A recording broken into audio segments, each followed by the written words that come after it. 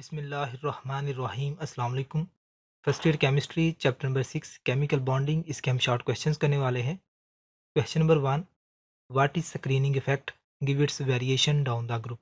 Screening effect या shielding effect क्या होता है? जो आउटर मोस्ट शेल के इलेक्ट्रॉन्स होते हैं उनको हम वैलेंस इलेक्ट्रॉन्स बोलते हैं, और जो इनसे अंदर वाले इलेक्ट्रॉन्स होते हैं वो इंटरवीनिंग इलेक्ट्रॉन्स होते हैं। इंटरवीनिंग इलेक्ट्रॉन्स वैलेंस शेल के इलेक्ट्रॉन्स को रिपेल करते हैं, और इस रिपल्शन की वजह से जो न्यूक्लियस और वैलेंस शेल के इलेक्ट्रॉन्स के दरमियान अट्रैक्शन होती है, इसमें कमी आ जाती है, और इस अट्रैक्शन में कमी को शील्डिंग इफेक्ट या स्क्रीनिंग इफेक्ट बोलते हैं।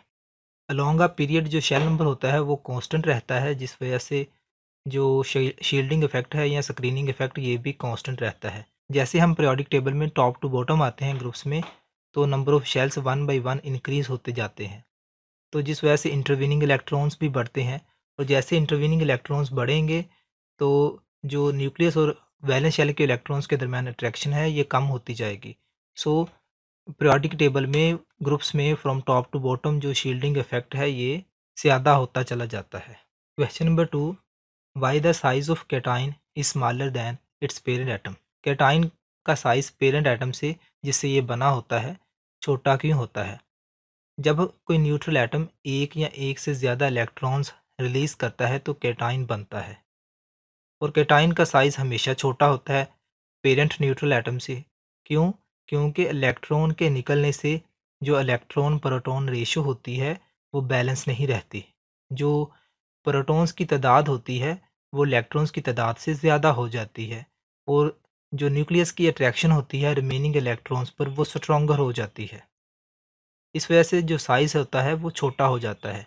Usually there is loss of shell occurs during removal of electron. मिसाल के तौर पर सोडियम एक इलेक्ट्रॉन रिलीज़ करके 186 पिकोमीटर से 95 पिकोमीटर साइज़ कर लेती है। Question number 3, why the size of anion is greater than it's parent atom. कि एनाइन का साइज़ पेरेंट एटम से बड़ा क्यों होता है जिससे ये बना होता है? जब कोई न्यूट्रल एटम एक या एक से ज़्यादा इलेक्ट्रॉन्स गेन करता है, हासिल करता है, तो एनाइन बनता है, और एनाइन का साइज़ हमेशा बड़ा होता है अपने पेरेंट एटम से। क्यों? क्योंकि इलेक्ट्रॉन हासिल करने से जो इलेक्ट्रॉन प्रोटॉन रेशो होती है वो बैलेंस नहीं रहती, और जो इलेक्ट्रॉन्स की तादाद होती है वो प्रोटॉन्स की तादाद से ज़्यादा हो जाती है, और जो न्यूक्लियस और इलेक्ट्रॉन्स के दरमियान अट्रैक्शन होती है वो कम हो जाती है, जिस वजह से साइज़ जो है वो इंक्रीज़ होना शुरू हो जाता है। During the addition of electrons electronic cloud expands and anionic radii increases. मिसाल के तौर पर क्लोरीन एक इलेक्ट्रॉन हासिल करके अपना साइज़ 99 पिकोमीटर से 181 पिकोमीटर कर लेती है। Question number 4, define ionisation energy, name the factors influencing it. Ionisation energy क्या है? कौन से अवामल इसे अफेक्ट करते हैं? किसी आइसोलेटेड गैसियस एटम के वैलेंस शेल में से इलेक्ट्रॉन रिमूव करने के लिए जितनी एनर्जी दरकार हो, ये एनर्जी आयोनाइजेशन एनर्जी कहलाती है। और जितनी किसी एटम की आयोनाइजेशन एनर्जी ज़्यादा होती है उतना ही वो एटम स्टेबल होता है, और उतनी ही कम उसकी रिएक्टिविटी होती है। अगर हम फैक्टर्स की बात करें तो आयोनाइजेशन एनर्जी एटॉमिक रेडियस के इन्वर्सली प्रोपोर्शनल होती है। पीरियोडिक टेबल में from left to right atomic sizes decrease करते हैं, तो जो आयोनाइजेशन एनर्जी होती है वो इंक्रीज़ करती है। Ionisation energy effective nuclear charge के डायरेक्टली प्रोपोर्शनल होती है। और अगर हम बात करें शील्डिंग इफेक्ट की, तो शील्डिंग इफेक्ट के ये इन्वर्सली प्रोपोर्शनल होती है। शील्डिंग इफेक्ट ग्रुप्स में from top to bottom increase करता है, तो आयोनाइजेशन एनर्जी जो है ये डिक्रीज़ करती है, और इफेक्टिव न्यूक्लियर चार्ज पीरियड्स में इंक्रीज़ होता है, तो आयोनाइजेशन एनर्जी जो है पीरियड्स में लेफ़्ट टू राइट इंक्रीज़ करती है। Question number 5, second ionisation energy value is always higher than first ionisation energy value. सवाल ये है कि सेकंड आयोनाइजेशन एनर्जी की वैल्यू फर्स्ट की वैल्यू से हमेशा ज़्यादा होती है। क्यों? क्योंकि जब हम किसी एटम में से पहला इलेक्ट्रॉन रिमूव करते हैं तो वो हम उस न्यूट्रल एटम में से करते हैं। उस वक़्त जो इलेक्ट्रॉन्स और प्रोटॉन्स की रेशियो होती है वो इक्वल होती है। जब हम एक इलेक्ट्रॉन निकालने के बाद दूसरा इलेक्ट्रॉन्स निकालते हैं तो हम एक न्यूट्रल एटम से नहीं निकालते, बल्कि एक यूनिपॉजिटिव आयन एक केटाइन से निकालते हैं, और केटाइन में जो इलेक्ट्रॉन प्रोटॉन रेशो होती है वो इक्वल नहीं होती। जो प्रोटॉन्स होते हैं वो ज़्यादा होते हैं, और ज़्यादा प्रोटॉन्स होने की वजह से जो न्यूक्लियस की अट्रैक्शन होती है इलेक्ट्रॉन्स पर वो ज़्यादा हो जाती है। तो इस ज़्यादा अट्रैक्शन से इलेक्ट्रॉन्स को रिमूव करवाना ज़्यादा डिफ़िकल्ट हो जाता है। इसलिए जो सेकंड आयोनाइजेशन एनर्जी वैल्यू होती है वो फर्स्ट की निस्बत ज़्यादा होती है हमेशा, और इस तरह जो थर्ड होती है वो सेकंड की निस्बत ज़्यादा होती है। मिसाल के तौर पर मैग्नीशियम जब एक इलेक्ट्रॉन रिलीज़ करती है तो 738 किलो जूल पर मोल एनर्जी देना पड़ती है। कैटाइन एक और इलेक्ट्रॉन रिलीज़ करता है तो तब 1450 किलो जूल पर मोल एनर्जी देना पड़ती है। लेकिन जब मैग्नीशियम डाइपॉजिटिव एक और इलेक्ट्रॉन रिलीज़ करता है तब देखें जो एनर्जी है वो कितनी ज़्यादा देना पड़ती है, 7730 kilojoule per mole. Question number 6, why the second value of electron affinity of an element is usually shown with a positive sign. पहले हम ये देखते हैं इलेक्ट्रॉन अफिनिटी क्या होती है। जब किसी आइसोलेटेड गैसियस एटम के वैलेंस शेल में इलेक्ट्रॉन ऐड करते हैं तो उस वक़्त जो एनर्जी रिलीज़ होती है वो इलेक्ट्रॉन अफिनिटी कहलाती है। और जब हम पहला इलेक्ट्रॉन ऐड करते हैं तो एनर्जी रिलीज़ होती है। लेकिन जब हम एक और इलेक्ट्रॉन ऐड करते हैं यानी कि दूसरा इलेक्ट्रॉन ऐड करते हैं तो वो हम एक यूनिनेगेटिव आयन में ऐड करते हैं, और इस इलेक्ट्रॉन को जो यूनिनेगेटिव आयन होता है वो रिपेल कर रहा होता है। इस रिपल्शन को ओवरकम करने के लिए हमें एनर्जी जो है वो देना पड़ती है। So energy is absorbed during this process. Thus, the formation of a di-negative ion is an endothermic process and its electron affinity is shown with positive sign. मिसाल के तौर पर ऑक्सीजन में जब फर्स्ट इलेक्ट्रॉन ऐड किया जाता है तो इतनी एनर्जी रिलीज होती है। लेकिन जब इस यूनिनेगेटिव आयन में एक और इलेक्ट्रॉन ऐड किया जाता है, अब इस वाले इलेक्ट्रॉन को ये वाला आयन रिपेल कर रहा है, और इस रिपल्शन को ओवरकम करने के लिए अब हमें एनर्जी देना पड़ेगी, ना कि एनर्जी इस सिस्टम से निकलेगी। तो 780 किलो जूल पर मोल एनर्जी यहाँ पर रिक्वायर है। Question number 7, no bond in chemistry is 100% ionic in nature, justify. Chemistry में कोई बॉन्ड भी 100% आयनिक नहीं होता।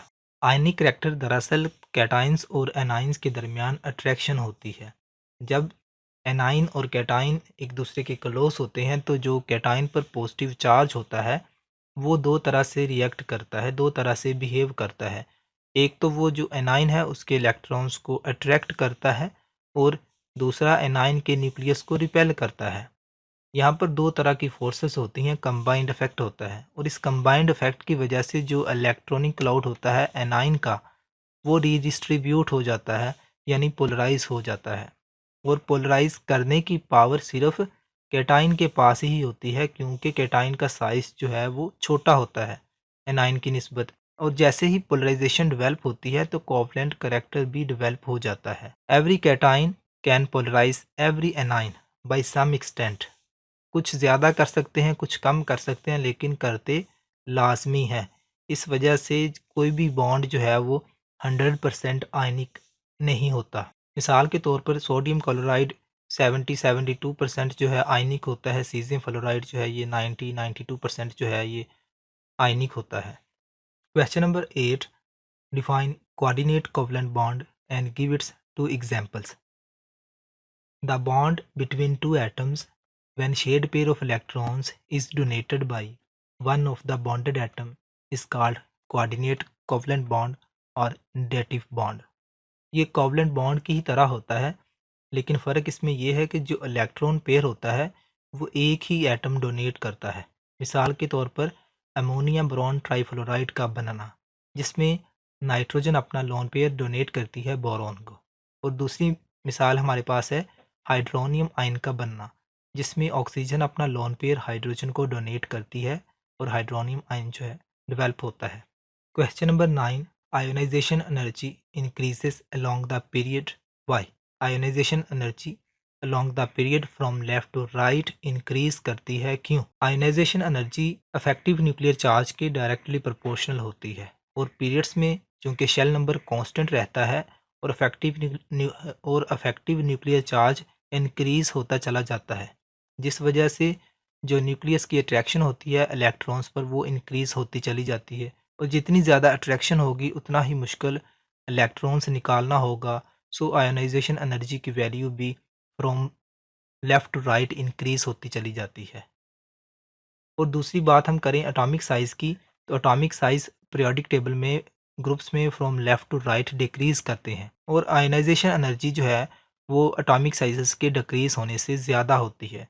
तो ionisation energy from left to right in periods increase होती है, क्योंकि एटॉमिक साइज़ डिक्रीज़ करते हैं, इफेक्टिव न्यूक्लियर चार्ज इंक्रीज़ करता है। Question number 10, draw the geometry of sulphur dioxide and sulphur trioxide on the basis of valence shell electron pair repulsion theory. इस theory के मुताबिक sulphur dioxide and sulphur trioxide are AB3 type molecules with multiple bonding. अगर हम sulphur dioxide की बात करें, in sulphur dioxide one corner is occupied by a lone pair, one corner is occupied by a lone pair and to corners, each of them contains a double bond between sulfur and oxygen. So it has bent or angular structure. So it has bent or angular structure. While in sulfur trioxide, each corner is occupied by double bond between sulfur and oxygen. So it has perfectly triangular structure. I hope आप अच्छी तरह से समझ चुके होंगे। अगर फिर भी कहीं से कोई प्रॉब्लम है तो कमेंट कीजिए, इंशाल्लाह ताला कमेंट आपका सेटिस्फाई किया जाएगा। Thanks for watching. अल्लाह हाफिज़।